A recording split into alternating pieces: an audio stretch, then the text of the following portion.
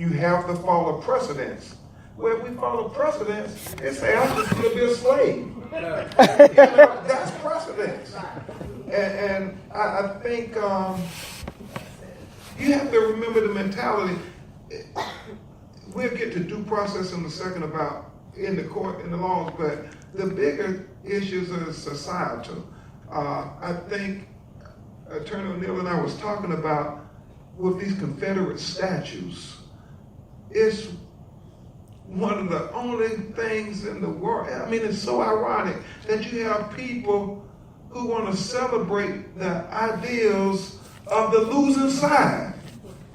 You know, they want to celebrate what the losing side thought was the right thing to do. And it has been universally rejected, this white supremacy.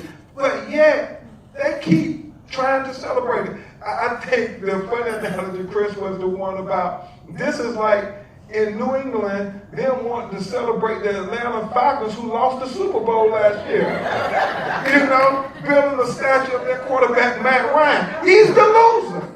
He got to come back. But that's what we're doing when we got all these Confederate generals up that we keep wanting to, you know, say they were the greatest thing since sliced bread. And so it's this mentality. So I think it's in society. Lolita Fowles and I, we talk about this a lot in the writing, and we working on this this Who Killed Tupac docuseries for A&E, and they talked about due process of the law a lot.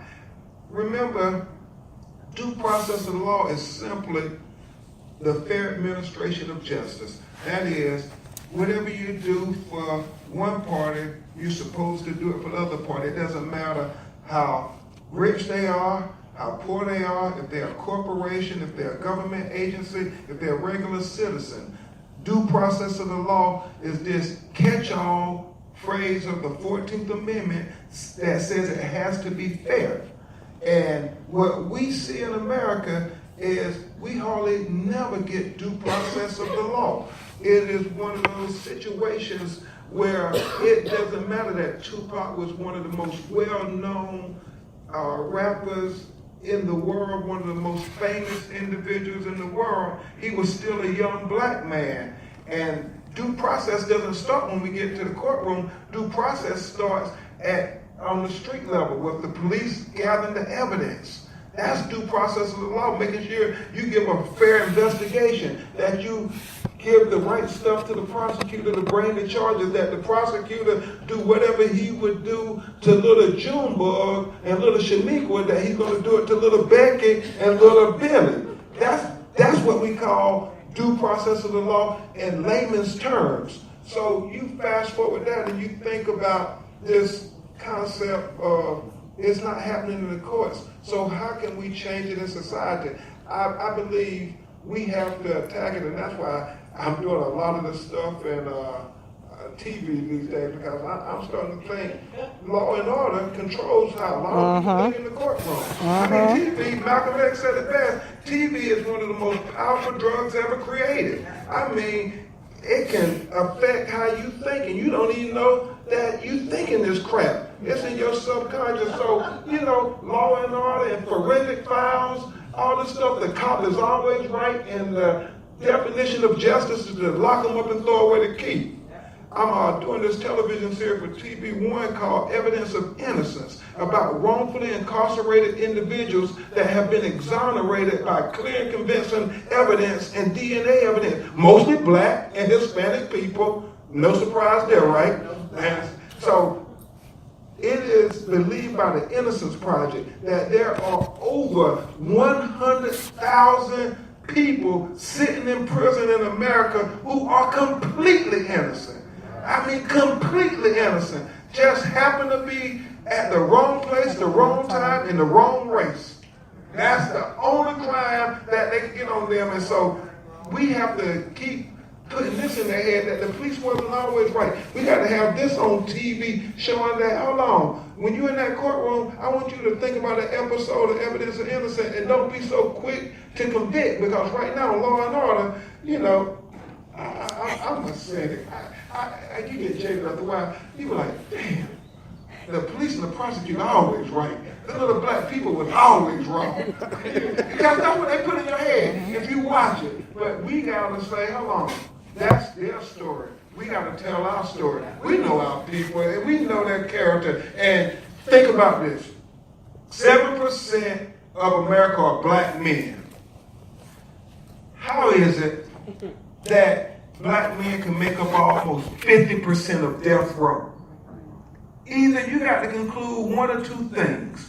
You got to conclude that black men are just some terrible, evil, nefarious human beings, one, or two, this system is broken. Yeah. I choose to believe all us black men ain't bad as they say we are, that this system is broken. That's right. And I want to bring the black women in this too, because if we look at what's going on with incarcerated rates today, and y'all, if you haven't read Susan's book, if you think you know everything about Susan's story and what has happened, you got to read the book. I mean, just will blow you away. You will not be the same, okay, after reading that book. But it's full, by the way, not only of Susan's story, but just the data. In fact, I went through it, and I really tried to make a list of all the statistical data that's in that book. You know, everybody do that. Make the list. We need that kind of information. But when we look at incarceration rates, the fastest growing population of people being incarcerated now are single mothers. They're women. Now, that means the numbers of women are still less, numbers-wise, than the men going to prison, but we really have to look at that in terms of why that is happening, and the vast majority of those women are single mothers. So what's happening to the children? Getting snatched up by the Department of the DCFS, the child welfare agencies, farming them out. It's like the new slave auction block for little black and brown babies, right? Where after 6 months with fast track adoption, after you in prison, they could put your child up for adoption. If you don't meet all the criteria and guidelines and everything else, that's it. You lose your parental rights. And with immigrant women, you got immigrant children now with their mothers out in Mexico somewhere, with some racist adopted families that aren't even letting them talk by telephone to their mama. So we gotta focus also on what's happening with the women. And Sandra Bland, what happened to her? There are a lot of Sandra Blands. Yes. There are a lot of these sisters that this stuff is happening to. But what I hear you saying in response to the question when I asked about Department of Justice and fighting in the courtroom, but yet we see them winning again and again and again, we know what our marching orders are. We got to get on the juries. We got to support our black and brown attorneys that are out there trying to do the right thing. Okay, trying to do the right thing. That's important. Trying to do the right thing, and not just the Harvard movement, if y'all know what I'm talking about. And we also have to do the work on the outside.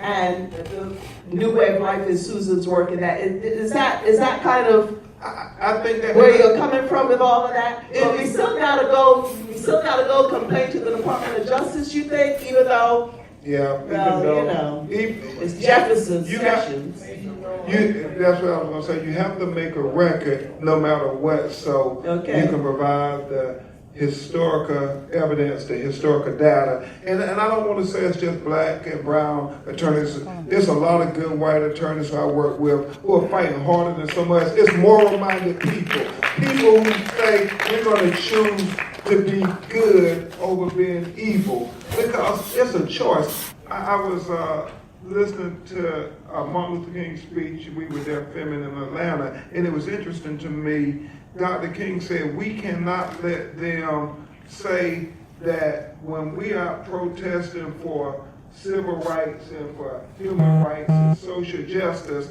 that's the same as the white supremacists and the KKK and them out marching. Because that's what they often try to do. They try to intellectually justify, well, both of y'all are marching for things that y'all say are important to your people. That's how they kind of try to couch it. Dr. King got real philosophical. He said, well, if you allow that argument to prevail, then what you're really saying that God is not real, that good does not triumph evil. And he said, we can't let that argument win. So we got to reject this notion that the white supremacists who are out there protesting are doing the noble thing that the Hires later, Heather Hires, who died in Charlottesville. I mean, and you know, no matter what we thought of what President Trump was trying to say, which everybody attacked, but they try to say that in courtrooms every day.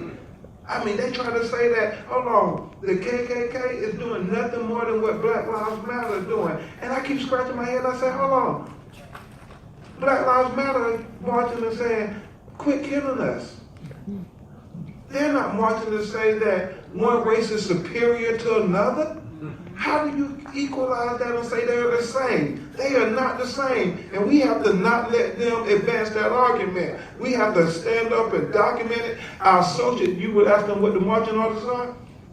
Yeah, the marching orders, you all don't have to be lawyers. Our educators, our professors, our historians, our psychologists, we got to start writing and documenting stuff. It is amazing to me when you write stuff in a publication or a journal, how much respect people give it. Lolita Files, you got to keep writing books. I mean, the authors got to be writing about this stuff, because if you don't write about it, nobody, if it's just lip service, that's what they call it, lip service. We have to document it over and over again. We have to get it published. I don't care if it's just our magazines, whether it be our black colleges, it needs to be somebody writing something down saying, this is not the moral equivalence of Black Lives Matter, KKK. It is not the moral equivalence talking about exonerating George Zimmerman for killing Trayvon Martin and convicting the Somalian police officer in Minneapolis for killing the white officer. Now, the funny thing is, Susan, I know time is getting short, but I got to say this. We get a chance to speak truth to power, and I know y'all powerful people. Y'all more powerful than y'all even know it. And so I'm going to speak truth to power. Think about all these police unions. I mean, every case you ever seen, whether it's Philando Castile, Alton Sterling, Sandra Bland, the police unions jump quickly to the aid of the white police officers. Even in that Stokely case, I mean, they march, they rally, they raise money, they do everything. Now, in Minneapolis, when the Somalian officer killed the white lady, I mean, you ain't heard nothing from the police. I mean, you haven't heard a word from him. And I'm not saying that it's right that he should be able to get away with it, but the NRA, when you think about our client, Corey Jones in West Palm Beach, Florida, Shaka, when this kid, he was a church drummer, broke down on the side of the road on I-95. He's on the phone with the tow truck company. The undercover police officer come and kill him. And it had not been for that tow truck recording, then he would have got away with it. Jonathan Wallace and Charlotte got in an accident. They killed him. And these people had guns, but they had permits to carry them. The NRA hasn't said anything about them, about Philando Castile. You know, who told the officer, I got a gun in the glove compartment. I want to tell you this because I don't want you to shoot me when you see it. And what did the officer do? He shot him. And the NRA crickets. They didn't say anything about it. So we got to call this up. We got to write about it and document it. Because if we don't, it goes on as if it didn't exist. It didn't happen. And so we got to tell our story. We got to document our story because we got to make sure our children are more intelligent than their oppressors. Yeah, and I gotta say, thank you for that.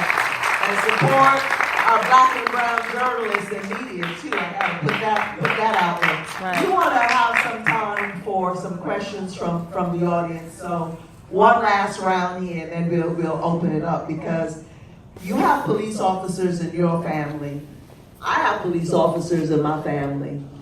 But I can tell you, when you're fighting a case, not in court, because I'm not in there, but I spent a lot of time in the movement out of the street. Police officers, the quote-unquote good ones, so the ones who say, well, you know, if you talk about institutional racism in the police department and you talk about racist police, you are putting all of us down. All of us are painted with that brush.